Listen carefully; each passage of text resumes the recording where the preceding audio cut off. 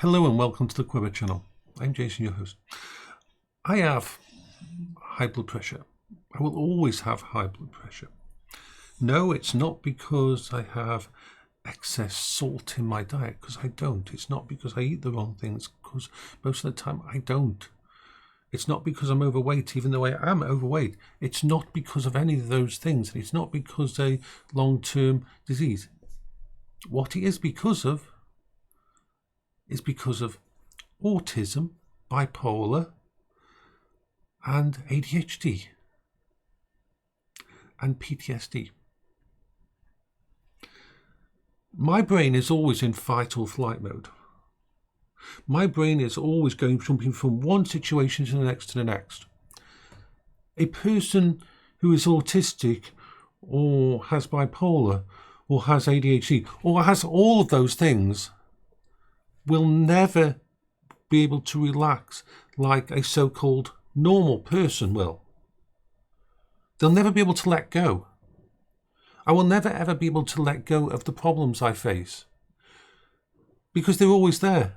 It's like I was talking to someone in VRchat yesterday, and I was talking about all the stuff was on my mind, from nuclear missiles to the problems with Ukraine, to the problems in the Gaza Strip, to North Korea, to Iran in 4 months being able to launch its first nuclear missile, and all these wonderful things. It's all up there, and it doesn't go away ever. I can't just say, oh, they just sidestep that. No, it's going to be there. And different parts of my brain will grab hold of it in different ways. And then I've got all my issues and my triggers and my problems that I try to weave a course around. No, I will never, ever be able to switch off. This is why I have high blood pressure. Thankfully, my body's handled it for a very long time. When I was looking after Paola, imagine the thought of, for a normal person, even a normal person gets respite. As you're a carer for someone, you have to have respite, or you fall down, you're going to lose it. But what if you can never have respite? What if you can never switch off? What if from the first moment you find out that your wife's dying of cancer and how they're going to die of cancer, 19 years beforehand, you never were able to let go of that knowledge? Your brain takes on this stressed fight or flight, attack mode, defense mode situation, and never goes away. Your body is always waiting for the next attack, even when it's not coming.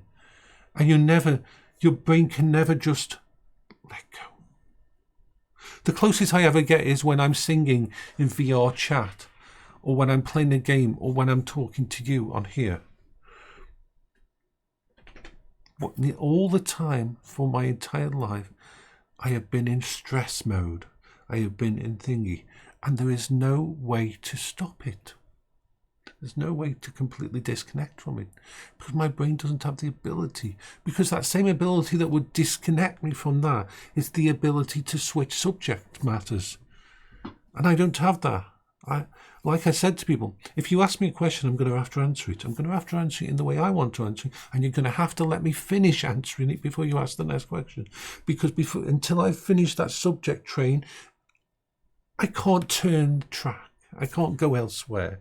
So my brain is like, doof, doof, doof, doof, doof. And so this is why I have high blood pressure. And a lot of people who have ADHD, bipolar and things like that will have this level where we're dealing with it. We're dealing with it. This is our norm. But our norm is so far high above than a normal person's norm that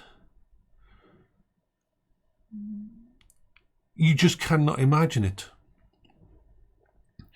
And without coping strategies, because it becomes your norm, you don't notice it. And so this fight that's always going on in your brain, this fight that's always running you at red line at all times.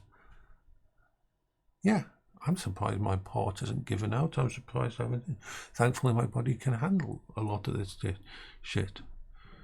But this is why the coping strategies are so important.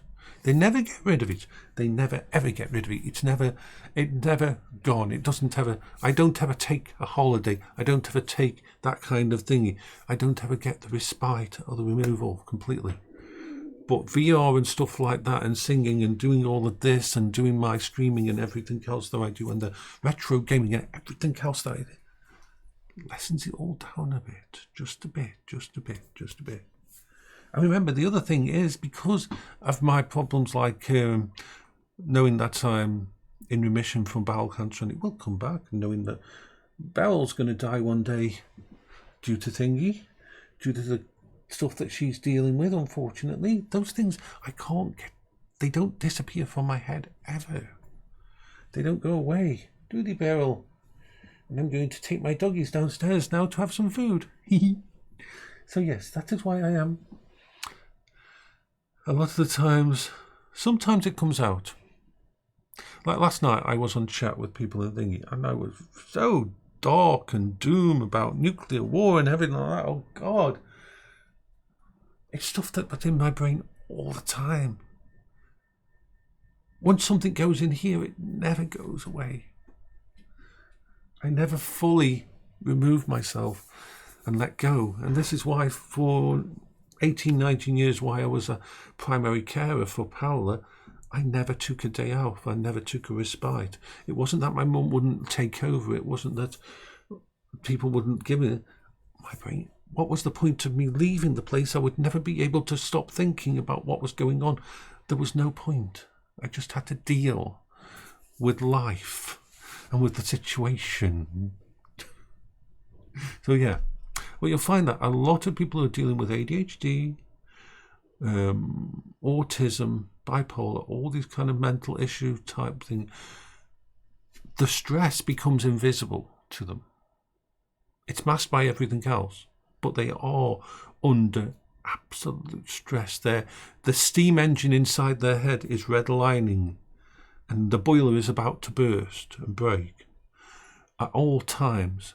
And so you have to find, even though you can't see the stress, you've got to find ways of at least lessening it a little bit.